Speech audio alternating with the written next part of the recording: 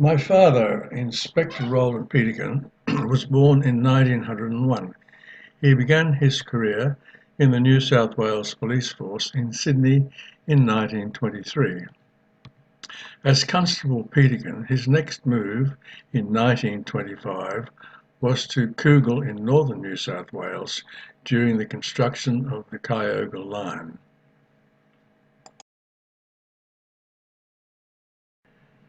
An incident there is recorded in the Kyogle to Brisbane Jubilee book as follows.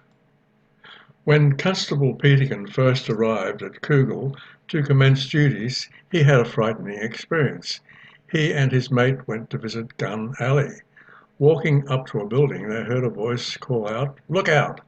They walked round the corner of the buildings. A man was pointing a loaded revolver at them. They walked up to him and took away his revolver. He was arrested and charged and later convicted in the Kyogle court. There were quite a few shady men around them there hills from 1926 to 1930. After a short while at Cougal, he was then stationed at Tweedheads in the original old police station and courthouse near the border gates.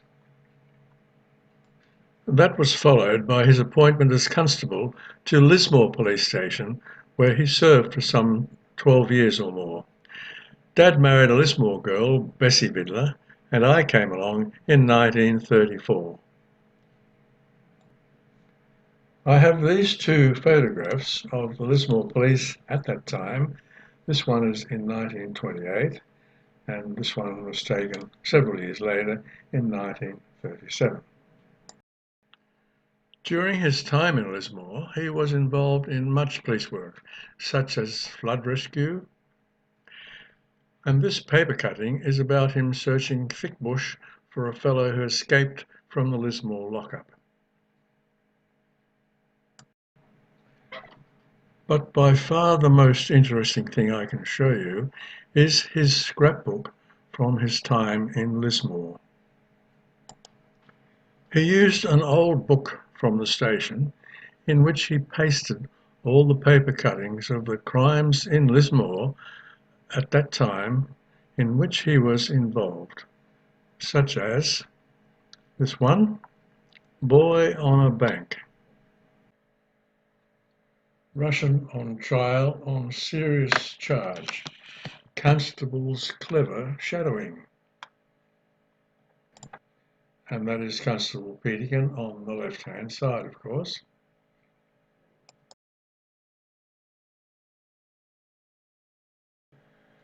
Maternal instinct, or cruel lust to kill. There were many cases contained in this book of paper cuttings, like this one, Desperate Leap from a Train. Disappeared in bush, constable from Lismore injured. Making a desperate bid for liberty, a prisoner named Edward William Murray, who was being brought from Lismore to Grafton this afternoon, jumped from the Mullumbimby-Sydney mail train near Banyaba. In some other parts of this old book, on pages which are not cluttered with paper cuttings, there is some interesting reading, like this, for example. On the 9th of February 1909, Senior Constable Diamond was issued with 2 pairs of trousers, 1 cloth jumper and 1 serge jumper, 2 pairs of Cossack boots, 1 cap with oilskin cover and 2 chevrons. There are several pages, like this double page, which recorded dole payments during that period, and this was dated on the 20th of July 1931, and there was quite a bit of unemployment even back in those days.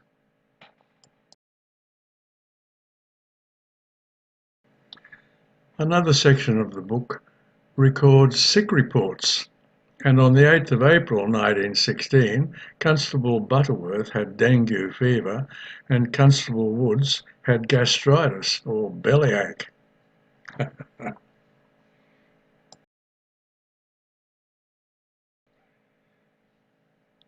And on the 26th of December 1918, Constable Bartley was away sick with piles. Poor fellow. I have included a few more paper cuttings from the scrapbook, like this one, October the 30th, 1934, 2 months imprisonment for cadging food. Adjourned, a safe-blowing charge at a burglary in South Lismore. Serious charge, a man had a razor, but it turned out he didn't have it. Escape attempt, a daring attempt to evade capture by the police almost ended in tragedy for this fellow, and then a bookmaker was fined for a bet with a 14-year-old boy. Knuckle duster case, evidence for the defence. Indecent language. I don't wish to be brought before the court just for having a drink, she said. Dispute between friends. Johnson walked up to a man in Union Street and punched him in the face. He stepped back and said to the man, "Come on, I'll fight you." Johnson, who was a stranger to the town, was dancing around on the footpath. In 1941, Dad was transferred to Armidale for 6 years, where he was Sergeant of Police in charge of the lockup. Dad was an avid gardener, and here is a photograph of the vegetable garden that he created at the back of the Armidale police station.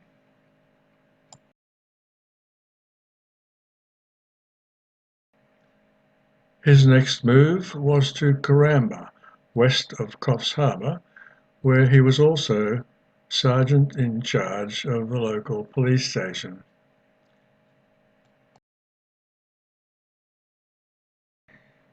In early 1952, Sergeant Peterkin was transferred to Maclean.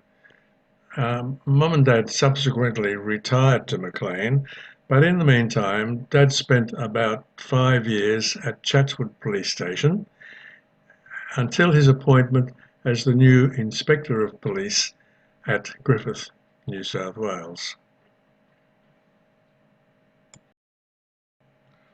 Also from the scrapbook is this record of his pistol shooting skills during his sojourn in Maclean.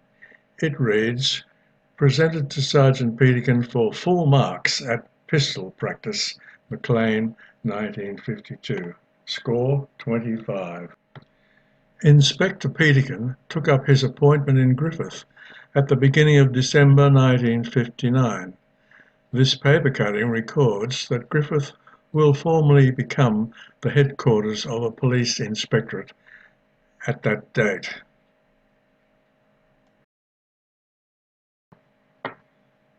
This paper cutting reads, "These senior police officers are pictured as they conferred at Griffith recently. From the left, they are Inspector Lithgow, Wagga, Superintendent S.G. Burke of Wagga, in charge of the Riverina Police District, Inspector R.A. Peterkin, Griffith, and Inspector J.T. Curran of Narrandera." And this paper cutting records a visit to Griffith by the Newcastle Police Boys Swimming Club.